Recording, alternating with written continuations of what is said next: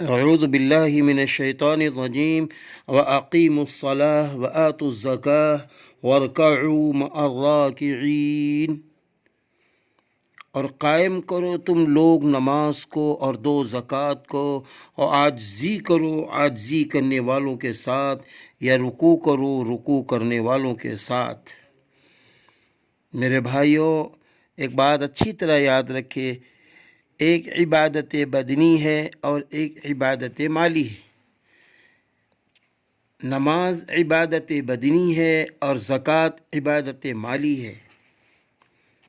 زکوٰۃ عبادت مالی ہے، اس لیے خشوع اور خضوع کے ساتھ دونوں اعمال کیے جائیں۔ ایک حدیث میں ہے کہ زکوٰۃ ادا کیا کرو، وہ پاک کرنے والی ہے۔ ایک حدیث میں ہے کہ حضور صلی اللہ علیہ وسلم کا ارشاد ہے کہ اپنے مال کی زکوٰۃ ادا کیا کرو، یہ تمہارے پاک ہونے کا ذریعہ ہے۔ ایک اور حدیث میں ہے کہ اپنے مالوں کو زکوٰۃ کے ذریعے سے یعنی گندگی سے یا اعزاز سے محفوظ بناؤ، اور اپنے بیماروں کی صدقے سے دوا کرو، اور اپنے بلاؤں کے لیے دعاؤں کو تیار کرو۔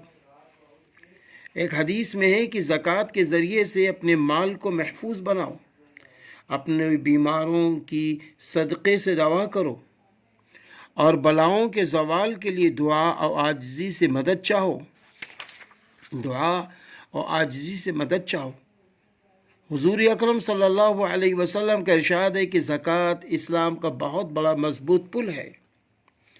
حضور اکرم صلی اللہ علیہ وسلم کا ارشاد ہے کہ جو شخص مال کی زکوٰۃ ادا کر دے تو اس مال کی شر اس سے جاتی رہتی ہے۔ حضور اکرم صلی اللہ علیہ وسلم کا ارشاد ہے کہ اپنے مالوں کو زکوٰۃ کے ذریعے محفوظ بناؤ، اپنے بیماروں کا صدقے سے علاج کرو، اور بلا اور مصیبت کی موجوں کا دعا اور اللہ تعالیٰ کے سامنے عاجزی سے استقبال کرو۔ عاجزی سے استقبال کرو۔ جیسا کہ آدمی قلعے میں بیٹھ جانے سے ہر طرف سے محفوظ ہو جاتا ہے، ایسا ہی زکوٰۃ کا ادا کر دینا اس مال کو ایسا محفوظ کر دیتا ہے جیسا کہ وہ مال قلعے میں محفوظ ہو گیا ہو۔ ایک حدیث میں ہے کہ حضور اکرم صلی اللہ علیہ وسلم مسجد کعبہ میں خطیب میں تشریف رکھتے تھے۔ کسی شخص نے تذکرہ کیا، فلاں آدمیوں کا بڑا نقصان ہو گیا، سمندر کی موج نے ان کے مال کو ضائع کر دیا۔ حضور صلی اللہ علیہ وسلم نے فرمایا، جنگل ہو یا سمندر، کسی جگہ بھی جو مال ضائع ہوتا ہے وہ زکوٰۃ نہ دینے سے ضائع ہوتا ہے۔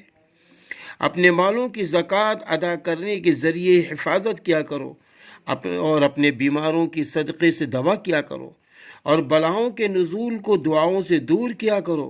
دعا اس بلا کو بھی زائل کر دیتی ہے جو نازل ہو گئی ہو، اور اس بلا کو بھی روک دیتی ہے جو ابھی تک نازل نہ ہوئی ہو۔